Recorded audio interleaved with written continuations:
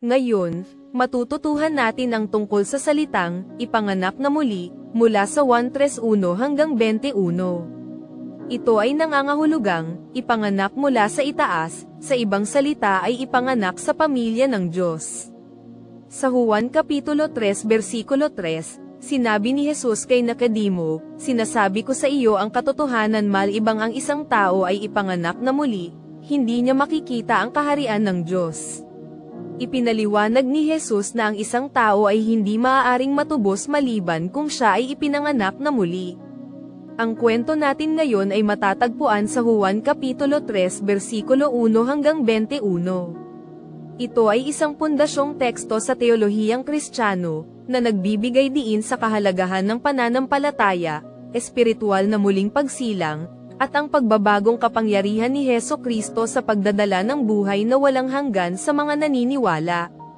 Isang tahimik na gabi sa Jerusalem, dumating ang isang respetadong guro na nagngangalang Nicodemo na naghahanap ng mga sagot. Nakita niya si Jesus na gumawa ng mga himala, narinig ang kanyang mga salita, at sa kaibuturan ng kanyang puso, alam niya, ang taong ito ay mula sa Diyos. Pero may mga tanong pa rin siya. Kaya pinuntahan niya si Jesus.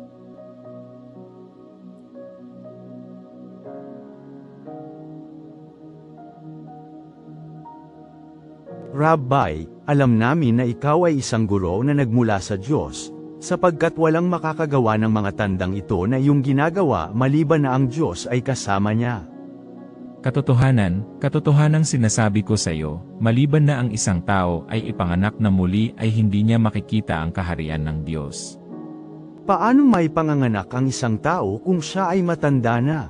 Maaari ba siyang pumasok sa pangalawang pagkakataon sa sinapupunan ng kanyang ina at ipanganak? Katotohanang sinasabi ko sa iyo, maliban kung ang isang tao ay ipanganak ng tubig at ng espiritu, hindi siya makapapasok sa kaharian ng Diyos. Ang ipinanganak ng laman ay laman, at ang ipinanganak ng espiritu ay espiritu. Huwag kang magtaka na sinabi ko sa iyo, kailangan mong ipanganak na muli. Umiihip ang hangin kung saan niya ibig, at maririnig mo ang tunog nito, ngunit hindi mo alam kung saan ito nanggagaling o kung saan ito napupunta. Gayon din ang bawat isa na ipinanganak ng espiritu. Paano po mangyayari ang mga ito? Ikaw ba ang guro ng Israel, ngunit hindi mo nauunawaan ang mga bagay na ito? Katotohanang sinasabi ko sa iyo, nagsasalita kami ng aming nalalaman, at nagpapatotoo sa aming nakita, ngunit hindi mo tinatanggap ang aming patotoo. Kung sinabi ko sa iyo ang mga bagay sa lupa, at hindi ka naniniwala, paano ka maniniwala kung sasabihin ko sa iyo ang mga bagay na makalangit? Walang umakyat sa langit maliban sa bumaba mula sa langit, ang anak ng tao. At kung paanong itinaas ni Moises ang ahas sa ilang, gayon din naman kailangang itaas ang anak ng tao. Upang ang sinumang sumampalataya sa kanya, ay magkaroon ng buhay na walang hanggan.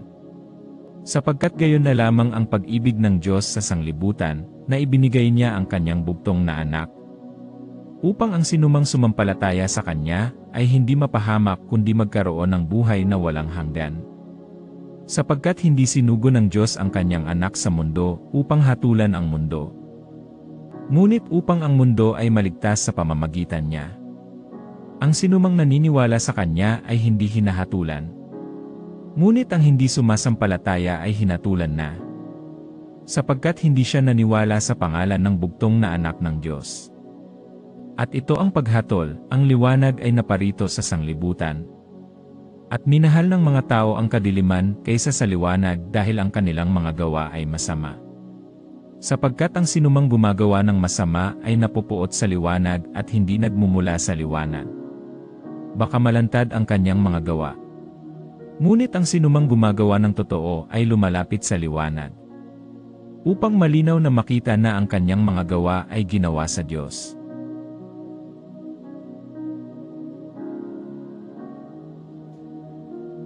Dumating si Nicodemus noong gabi ngunit ngayon lang niya narinig ang tungkol sa liwanag.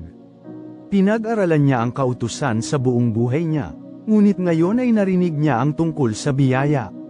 Si Jesus ay hindi dumating upang hatulan. Siya ay dumating upang magligtas. At